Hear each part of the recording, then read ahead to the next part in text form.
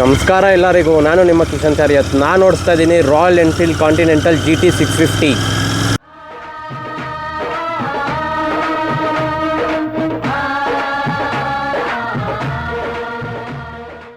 BS6 parallel twin engine ಇದೆ ಇದರಲ್ಲಿ. 648cc ಇದೆ ಇದರಲ್ಲಿ. 57 bhp ಪ್ರೊಡ್ಯೂಸ್ ಮಾಡುತ್ತೆ. 7250 RPM ಅಲ್ಲಿ. 52 ನ್ಯೂಟನ್ ಮೀಟರ್ ಟಾರ್ಕ್ ಪ್ರೊಡ್ಯೂಸ್ ಮಾಡುತ್ತೆ. 5250 RPM ಅಲ್ಲಿ. ಇದರಲ್ಲಿ 6 ಸ್ಪೀಡ್ ಗೇರ್ ಬಾಕ್ಸ್ ಇದೆ. ಇದರಲ್ಲಿ ಗೇರ್ ಹಾಕೋದನ್ನು ಫುಲ್ ಟ್ವಿಸ್ಟ್ ಮಾಡಿದ್ದಾರೆ. ಎಲ್ಲ ಗಾಡಿಗೂ ಹಿಂಗೆ ಫ್ರಂಟಲ್ಲಿ ಬರುತ್ತೆ, ಆದರೆ ಇದರಲ್ಲಿ ಉಲ್ಟಾ ಕೊಟ್ಬಿಟ್ಟಿದ್ದಾರೆ. ಫುಟ್ ಪ್ಯಾಗ್ ಹಿಂದೆ ಕೊಟ್ಟಿರೋದಕ್ಕೆ. ಸಿಲಿಂಡರ್ ಗಾಡಿ ಅಲ್ಲ, ಡಬಲ್ ಸಿಲಿಂಡರ್ ಗಾಡಿ.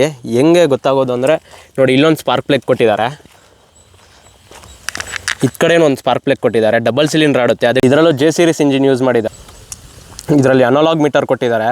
ಇದರಲ್ಲಿ ಫ್ಯೂಯಲ್ ಗೇಜ್ ತೋರಿಸುತ್ತೆ. ಆ ಫ್ಯೂಯಲ್ ಗೇಜು ಸ್ಟ್ಯಾಂಡ್ ಹಾಕಿದಾಗ ಒಂದು ತೋರಿಸುತ್ತೆ, ಸ್ಟ್ಯಾಂಡ್ ತೆಗೆದಾಗ ಒಂದು ತೋರಿಸುತ್ತೆ. Battery, ABS, headlight, high beam, low beam, indicators ಅಷ್ಟೇ ತೋರಿಸುತ್ತೆ. ಗೇರ್ ಇಂಡಿಕೇಟರ್ ಕೊಡಬೇಕಿತ್ತು, ಆದರೆ ಕೊಟ್ಟಿಲ್ಲ. ರಾಯಲ್ ಎನ್ಫೀಲ್ಡ್ ಅವರು 4 ಲಕ್ಷ ತೊಗೊಂಡ್ರೇನು ಈ ಸ್ವಿಚಸ್ ಕ್ವಾಲಿಟಿ ಒಂಚೂರು ಚೆನ್ನಾಗಿ ಕೊಟ್ಟಿಲ್ಲ. ಪ್ಲಾಸ್ಟಿಕ್ ಯೂಸ್ ಮಾಡಿದ್ದಾರೆ. ಈ ಗಾಡಿದು ಶೋರೂಮ್ ಪ್ರೈಸ್ ಬಂದು 3,14,000 ಇದೆ. ಆನ್ ರೋಡ್ ಪ್ರೈಸ್ ಬಂದು 4,10,000 ಇದೆ. ಇದರಲ್ಲಿ 6 ಕಲರ್ ವೇರಿಯಂಟ್ ಇದೆ. ಒಂದು ಇದು ರಾಕೆಟ್ ರೆಡ್ ಕಲರ್ ಅಲ್ಲ, ಮತ್ತು ಕ್ರೋಮ್ ಬರುತ್ತೆ, ಗ್ರೇ ಇದೆ, ಸ್ಕೈ ಬ್ಲೂ ಇದೆ, ಇನ್ನು ಏನೇನಾದ್ರೂ ಹೆಸರುಗಳೆಲ್ಲ ಇದೆ, ಅದೆಲ್ಲ ನೀವು ತಿಳ್ಕೊಳ್ಳಿ.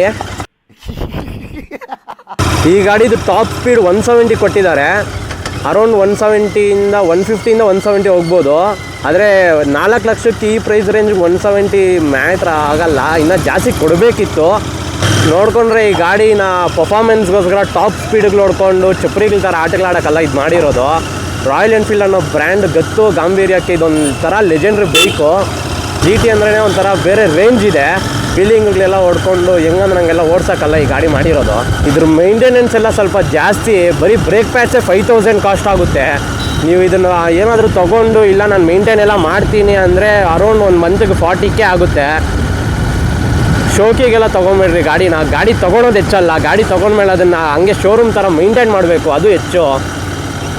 ಯಾವುದೋ ಒಂದ್ಕಿಂತ ದುಡ್ಡು ಬಂತು ಅಂದ್ಬಿಟ್ಟು ಈ ಗಾಡಿನೆಲ್ಲ ತೊಗೊಂಬಿಟ್ಟು ಸ್ವಲ್ಪ ದಿನ ಓಡಿಸ್ಬಿಟ್ಟು ಆಮೇಲೆ ಇಲ್ಲ ಗುರು ಮೇಂಟೈನ್ ಮಾಡೋ ಕಷ್ಟ, ಪೆಟ್ರೋಲ್ ಎಲ್ಲ ಮೈಲೇಜ್ ಕೊಡ್ತಾಯಿಲ್ಲ ನನಗೆ, ನಮ್ಗೆ ಮಿಡಲ್ ಕ್ಲಾಸು ಲೋ ಬಜೆಟ್ ಬೇಕು, ಮೈಲೇಜ್ ಜಾಸ್ತಿ ಕೊಡಬೇಕು, ತೂಕ ಎಲ್ಲ ಜಾಸ್ತಿ ಅಂದರೆ ತೊಗೊಳಕ್ಕೆ ಹೋಗಬೇಡ್ರಿ. 40,000 ಬೇಕು ಒಂದು ತಿಂಗಳಿಗೆ ಮೇಂಟೆನೆನ್ಸ್. ಇದಕ್ಕೆ ಫಸ್ಟ್ ಸರ್ವಿಸ್ಗೆ 500 ಕಿಲೋಮೀಟರ್ಸೇ ಮಾಡಿಸ್ಬೇಕು ಫಸ್ಟ್ ಸರ್ವಿಸು. ಅವಾಗೇ ನಮ್ಮ ಇವರು ಗಾಡಿ ಓನರ್ ಕೇಳಿದ್ದಕ್ಕೆ 2,500 ಆಯ್ತಂತೆ. ಆಮೇಲೆ ಪ್ರತಿ 3,000ಇಂದ 5,000ಗೆ ಮಾಡಿಸ್ಬೇಕು ಸರ್ವೀಸು. ಅವಾಗೆಲ್ಲ ಒಂದು ಏನಾದರೂ ನೀವು ಶೋರೂಮಲ್ಲೇ ಮಾಡಿಸ್ಬೇಕು. ಅವಾಗೆಲ್ಲ ಮಾಡಿಸ್ತೀನಿ ಅಂದರೆ ಒಂದು 5,000 10,000 ಹಂಗೆ ಎತ್ತಾಕ್ತಾರೆ. ಈ ರಾಯಲ್ ಎನ್ಫೀಲ್ಡ್ ಅವರು ಗಾಡಿಗೆ ಇರೋ ಬಜೆಟ್ಗಿಂತ ಶೋರೂಮ್ಗಳಲ್ಲಿ ಮಾಡಿಸೋ ಸರ್ವಿಸ್ ಚಾರ್ಜಸ್ಸೇ ಜಾಸ್ತಿ ತೊಗೊತಾರೆ.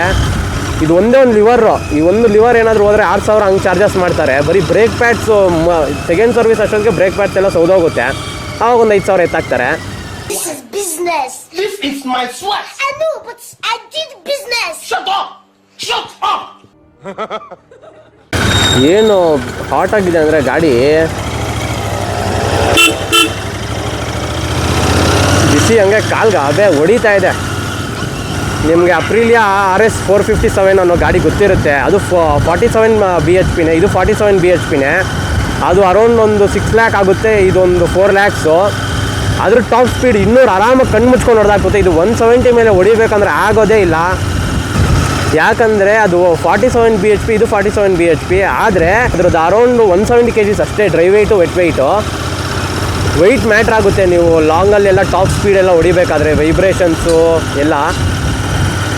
ಇವಾಗ ಬಸ್ಸುಗಳಿಗೆ ಎಲ್ಲ ನೋಡ್ಕೊಳ್ಳಿ, ಬಸ್ಸುಗಳಿಗೆಲ್ಲ BHP ಟಾರ್ಕ್ ಜಾಸ್ತಿ ಇರುತ್ತೆ. ಯಾಕಂದರೆ ಅಷ್ಟು ಲೋಡು ಅಷ್ಟು ತೂಕ ಇಳಿಬೇಕಾಗಿರೋದಕ್ಕೆ. ಅದ್ರ ಟಾಪ್ ಸ್ಪೀಡ್ ಎಲ್ಲ 110 ಅಷ್ಟೇ, ಅದೆಲ್ಲ 200 ಹಂಗೆಲ್ಲ ಹೊಡೆಯಲ್ಲ. ಅದ್ರ BHPಗಳೆಲ್ಲ 100ಗಳಲ್ಲಿ ಇರುತ್ತೆ. ಆದರೆ ಇದು 47 bhp ಕೊಟ್ಟಿದ್ದಾರೆ. ಅದೇ ನಾನು ಲಲ್ಲಿಯರಪ್ಪ, ನಾನು ಲಲ್ಲಿ. ಇನ್ನ ಬದುಕಿದೀಯಾ? ಈ ಗಾಡಿನ ಡ್ಯೂಕ್ಗೆ KTMಗಳಿಗೆಲ್ಲ ಕಂಪೇರ್ ಮಾಡಬೇಡ್ರಿ. ಇದ್ರ ಸೆಗ್ಮೆಂಟೇ ಬೇರೆ, ಅದ್ರ ಸೆಗ್ಮೆಂಟೇ ಬೇರೆ. ಇದನ್ನು ಸ್ಪೋರ್ಟ್ಸ್ ಬೈಕ್ಗಳಿಗೆ, ನಿಂಜಾ 650 ಆ ಗಾಡಿಗಳೆಲ್ಲ ಕಂಪೇರ್ ಮಾಡಬೇಡ್ರಿ. ನೀವು ಈ ಗಾಡಿಗಳೆಲ್ಲ ಓಡಿಸ್ಬೇಕಾದ್ರೆ ಗೇರ್ಸ್ ತುಂಬ ಇಂಪಾರ್ಟೆಂಟು. ಹೆಲ್ಮೆಟ್ಸ್ ಎಲ್ಲ ಹಾಕ್ಕೊಳ್ಳಿ. ಈ ಗಾಡಿದು ಪರ್ಫಾರ್ಮೆನ್ಸ್ ಚೆಕ್ ಮಾಡೋಣ ಬನ್ನಿ.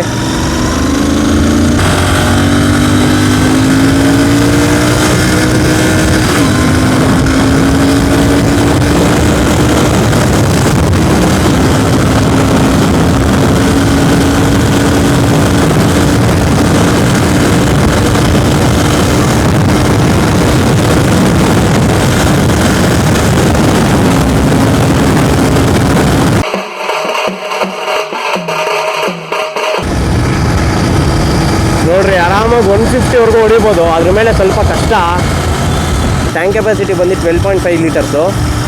ಇದ್ರ ಮೈಲೇಜ್ ನೋಡೋದಾದ್ರೆ 25 ಅಂತ ಶೋರೂಮ್ ಕಡೆಯಿಂದ ಹೇಳಿದ್ದಾರೆ. ಫುಲ್ ಟ್ಯಾಂಕ್ಗೆ ಏನಿಲ್ಲ ಅಂದ್ರೂ 314 ಕಿಲೋಮೀಟರ್ಸ್ ಓಡಾಡ್ಕೊಬೋದು. ಅದರ ಆ್ಯಾವ್ರೇಜ್ ಆಗಿ ಒಂದು 23-20 ಅಂತ ಇಟ್ಕೊಂಡ್ರೇನು ಅಪ್ರಾಕ್ಸಿಮೇಟ್ಲಿ ಒಂದು 250ಇಂದ 270 ಕಿಲೋಮೀಟರ್ಸ್ ಓಡಾಡ್ಕೊಬೋದು ಅಷ್ಟೇ. ಲೋಕಲಲ್ಲೆಲ್ಲ 20 ಕೊಡುತ್ತೆ, 25 ಎಲ್ಲ ಕನಸು. ಈ ಗಾಡಿ ರೈಡಿಂಗ್ ಪೊಸಿಷನ್ ಸಾಕಾಗಿದೆ. ಈ ಗಾಡಿ ಮಾಡಿ ಡಿಸೈನ್ ಆಗಿರೋದು ಕೆಫೆ ರೇಸರ್ ಅಂದ್ಬಿಟ್ಟು, ಆದರೆ ಇದು ಯಾವ ಕೆಫೆ ರೇಸರು ಅಲ್ಲ. ಕೆಫೆ ರೇಸರ್ ಎಲ್ಲ ವೈಟ್ಲೆಸ್ ಇರುತ್ತೆ, ಇದ್ರ ಫುಲ್ಲು ಆಣಿ ಎಮ್ಮೆ ಇದ್ದಂಗೆ ಐತೆ. ಕೆಫೆ ರೇಸರ್ ಅನ್ನೋ ಗಾಡಿ ಅದು ಫುಲ್ ವೈಟ್ಲೆಸ್ ಇರುತ್ತೆ, ಸರಿಗೆ ನುಗ್ಗುತ್ತೆ ರಾಕೆಟ್ ಹೋದಂಗೆ. ಇದು ನುಗ್ಗುತ್ತೆ ಆದರೆ ವೆಯ್ಟ್ ಜಾಸ್ತಿ ಇದೆ. GT ಅಂದರೆ ಏನಂತ ಅರ್ಥ ಅಂದರೆ ಗ್ರ್ಯಾಂಡ್ ಟೂರರ್ ಅಂತ. ಆದರೆ ಇದು ಯಾವ ಗ್ರ್ಯಾಂಡ್ ಟೂರರು ಅಲ್ಲ. ಗ್ರ್ಯಾಂಡ್ ಟೂರರ್ ಅಂದರೆ ಕೆಫೆ ರೇಸರ್ ಡಿಸೈನು, ಆದರೆ ಇದು ಡಿಸೈನ್ ಇದೆ ಅಷ್ಟೇ. 5 ಫೀಟ್ ಇರೋರು ಆರಾಮಾಗಿ ಫ್ಲ್ಯಾಟ್ ಫುಟ್ ಮಾಡ್ಬೋದು, ಕಾಲು ಆರಾಮಾಗಿ ಅನಿಸುತ್ತೆ. ಲೆಗ್ ಪೊಸಿಷನ್ ಹಿಂಗೆ ಬರುತ್ತೆ, ಬಿಸಿ ತಗೊಳ್ಳೋದೆ ಇಲ್ಲಿ. ಸೊ ಎಲ್ಲ ಲಾಂಗ್ ಎಲ್ಲ ಹೋಗ್ಬೇಕಾದ್ರೆ ಬಿಸಿ ನೋಡ್ಕೊಬೇಕು, ಇಲ್ಲಾಂದರೆ ತೊಡೆಗಳೆಲ್ಲ ಗುಲಾಬ್ ಜಾಮೂನ್ಗೆ ಆಗೋಗುತ್ತೆ. ಮಿರರ್ ನೋಡೋದಾದ್ರೆ ಫುಲ್ ರೌಂಡಾಗಿ ಕೊಟ್ಟಿದ್ದಾರೆ, ಫುಲ್ಲು ರೌಂಡು. ಮಿರರ್ ವಿಸಿಬಿಲಿಟಿ ಪರವಾಗಿಲ್ಲ, ಚೆನ್ನಾಗಿ ಕೊಟ್ಟಿದ್ದಾರೆ. ಸೀಟ್ ತುಂಬ ಕಂಫರ್ಟಬಲ್ ಆಗಿದೆ ಕುತ್ಕೊಳಕ್ಕೆ, ರೈಡಿಂಗ್ ಪೊಸಿಷನ್ನು ಇಬ್ಬರು ಆರಾಮಾಗಿ ಕುತ್ಕೊಬೋದು. ಇದರಲ್ಲಿ 4 ಇಂಡಿಕೇಟರ್ ಸ್ವಿಚ್ಚು ಶೋರೂಮ್ ಕಡೆಯಿಂದನೇ ಕೊಟ್ಟಿದ್ದಾರೆ. ನೋಡಿ, ಫ್ಯೂಯಲ್ ಗೇಜು ಸ್ಟ್ಯಾಂಡ್ ಹಾಕಿದಾಗ ಫುಲ್ ತೋರಿಸುತ್ತೆ, ಅದೇ ಸ್ಟ್ಯಾಂಡ್ ಎತ್ತಿದ್ರೆ ತೋರಿಸೋದೇ ಇಲ್ಲ. ಯಾರು ಮಾಡೋಕ್ಕೆ ಸಾಧ್ಯ ಆಗಲ್ಲ.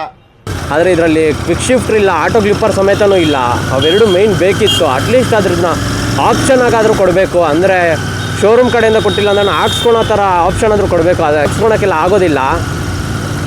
ಆಮೇಲೆ ಬ್ಲೂಟೂತ್ ಕನೆಕ್ಟಿವಿಟಿ, ನ್ಯಾವಿಗೇಷನ್ಸ್ಗೆ ಎಲ್ಲ ಏನೂ ಇಲ್ಲ ಇದರಲ್ಲಿ. ಬರೀ ಯಾವುದೋ ಅನಲಾಗ್ ಮೀಟರ್ ಕೊಟ್ಬಿಟ್ಟಿದ್ದಾರೆ ಅಷ್ಟೇ. 5 ಸೆಕೆಂಡ್ ಸಾಕು 0 to 100.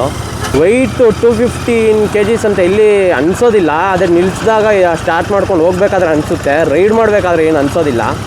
ಇದ್ರದ್ದು ಡ್ರೈ ವೆಯ್ಟ್ ಬಂದು 198 kgs, ಅದೇ ವೆಟ್ ವೆಯ್ಟ್ ಬಂದು 215 kgs ಇದೆ. ಸಸ್ಪೆನ್ಷನ್ಸ್ ಮಾತ್ರ ಸಾಕಾದಾಗ ಕೊಟ್ಟಿದ್ದಾರೆ. ಫ್ರಂಟಲ್ಲಿ ಟೆಲಿಸ್ಕೋಪಿಕ್ ಸಸ್ಪೆನ್ಷನ್ ಕೊಟ್ಟಿದ್ದಾರೆ 41 mm. ರೇರಲ್ಲಿ ಟ್ವಿನ್ ಕಾಯಿಲ್ ಸಸ್ಪೆನ್ಷನ್ ಕೊಟ್ಟಿದ್ದಾರೆ. ಹಾರನ್ ತುಂಬ ಲೌಡಾಗಿ ಕೊಟ್ಟಿದ್ದಾರೆ, ಆದರೆ ಜನರಿಗೆ ಯಾರಿಗೂ ಕೇಳಿಸಲ್ಲ. ಹಾರನ್ ತುಂಬ ಲೌಡಾಗಿ ಕೊಟ್ಟಿದ್ದಾರೆ, ಆದರೆ ಜನರಿಗೆ ಯಾರಿಗೂ ಕೇಳಿಸಲ್ಲ. 4 ಲಕ್ಷಕ್ಕೆ LED ಇಂಡಿಕೇಟರ್ ಸಮೇತನೂ ಕೊಟ್ಟಿಲ್ಲ. ಈ ಗಾಡಿ ಪ್ರೈಸ್ 4 ಲಕ್ಷ ಆಗಿದ್ರೂ ಇದರಲ್ಲಿ LED ಇಂಡಿಕೇಟರ್ಸ್ ಕೊಟ್ಟಿಲ್ಲ. ಹಾಲೋಜನ್ ಲೈಟ್ಸ್ ಯೂಸ್ ಮಾಡಿದ್ದಾರೆ. ಇಂಡಿಕೇಟರಲ್ಲೂ ಅಷ್ಟೇ, ಹೆಡ್ ಲೈಟಲ್ಲೂ ಅಷ್ಟೇ. ಯಾವುದೋ ಸಣ್ಣ ಪುಟ್ಟ ಗಾಡಿಗಳಲ್ಲೇ ಕೊಟ್ಬಿಡ್ತಾರೆ.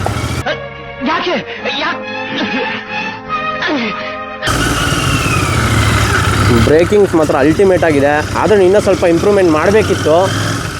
320 mm ಇದೆ ಡಿಸ್ಕು ಫ್ರಂಟು. ರೇರಲ್ಲಿ ನೋಡೋದಾದರೆ 240 mm ಇದೆ. 240 mm ಡಿಸ್ಕ್ ABS ಇದೆ ರೇರಲ್ಲಿ. ಇದರಲ್ಲಿ ಡ್ಯುಯಲ್ ಚಾನಲ್ ABS ಇದೆ. ಫ್ರಂಟು ಅಷ್ಟೇ, ರೇರು ಅಷ್ಟೇ. ನೋಡಿರಿ, ನಮ್ಮ ಚಿಕ್ಕಬಳ್ಳಾಪುರದ ರೋಡಿಗೆ ಸಸ್ಪೆನ್ಷನ್ ಅಂತೂ ಚೆನ್ನಾಗಿ ಕೊಟ್ಟಿದ್ದಾರೆ. ಗಾಡಿ ಕೊಟ್ಟಿದ್ದಕ್ಕೆ ನಮ್ಮ ಬೆಸ್ಟ್ ಫ್ರೆಂಡ್ಸ್ ಪವನ್ ತುಂಬ ಥ್ಯಾಂಕ್ಸ್. ಹಿಂಗೆ ಸಪೋರ್ಟ್ ಮಾಡ್ತಾಯಿರಿ. ಸೊ ವಿಡಿಯೋ ಇಷ್ಟ ಆಗಿದ್ದರೆ ಲೈಕ್ ಮಾಡಿ, ಶೇರ್ ಮಾಡಿ, ಸಬ್ಸ್ಕ್ರೈಬ್ ಮಾಡಿ. ಮತ್ತೆ ಸಿಗೋಣ ಮುಂದಿನ ವೀಡಿಯೋದಲ್ಲಿ. ಅಲ್ಲಿವರೆಗೂ love you all, take care, bye.